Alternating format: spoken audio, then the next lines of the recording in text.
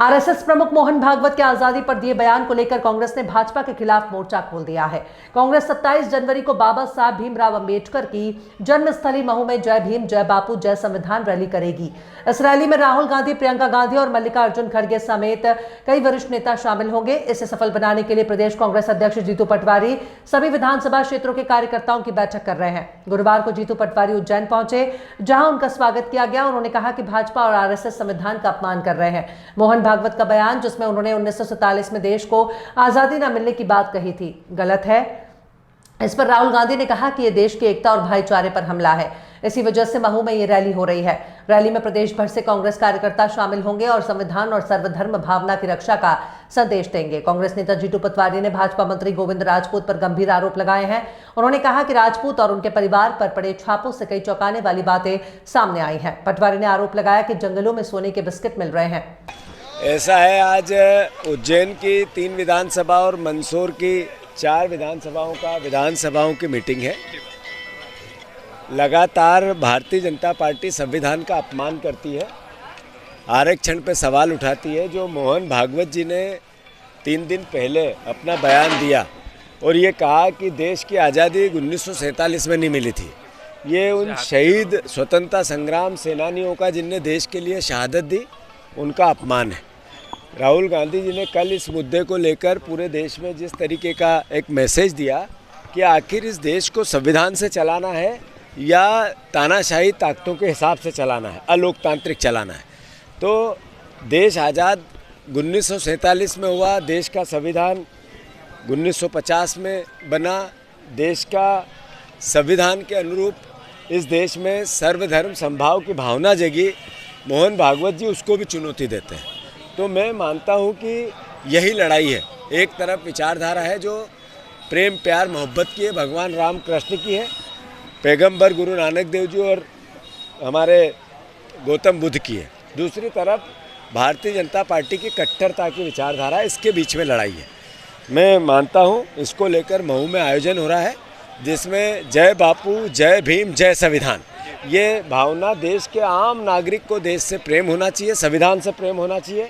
अपने अपने धर्म की जय हो पर संविधान की भी जय हो, ये भावना इस देश में जब तक नहीं बनेगी, मैं मानता हूँ ये देश सैकड़ों लाखों साल तक जो इसकी प्राचीन इतिहास है उसको हम दोहरा नहीं पाएंगे। तो फिर से राहुल जी आ रहे हैं 27 तारीख को महू, हमारे खड़गे जी आ रहे हैं, प्रियंका जी, सारे CWC के मेंबर आ रहे हैं। पूरे प्रदेश में सारे नेता उस कार्यक्रम की तैयारी कर रहे हैं।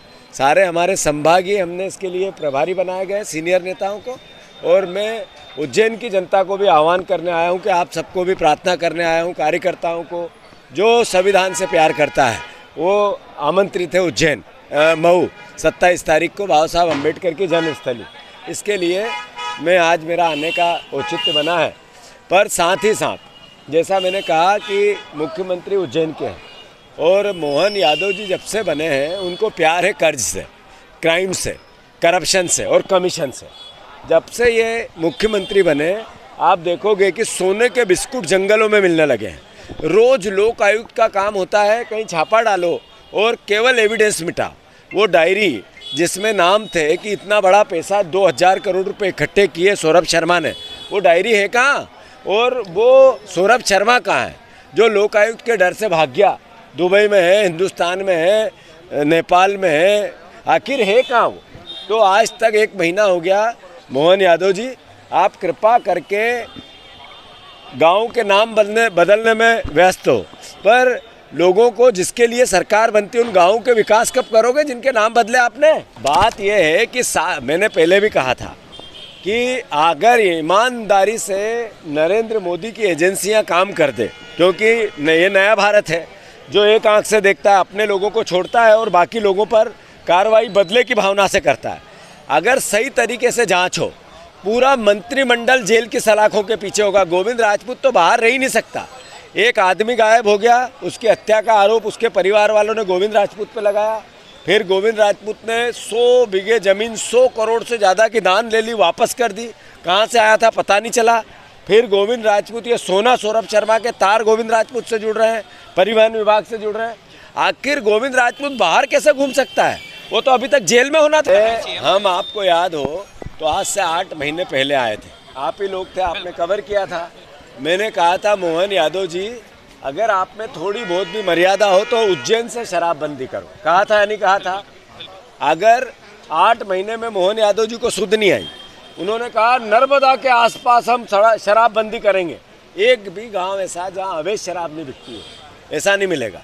उज्जैन में भी, धार्मिक नगरियों में भी जैसे ही शराबबंदी होगी वैसे ही ये अवैध शराब का कारोबार बढ़ जाएगा। जो सरकार को पैसा जा रहा है वो पैसा जाना बंद हो जाएगा। परिवहन के चेक पोस्ट बंद हो गए पर उगई चालू है। जो सरकार को जाता था वो बंद है पर नेताओं की जेब भरी जा रही है। ऐसी प्लानिंग मोहन यादव जी की चल रही है।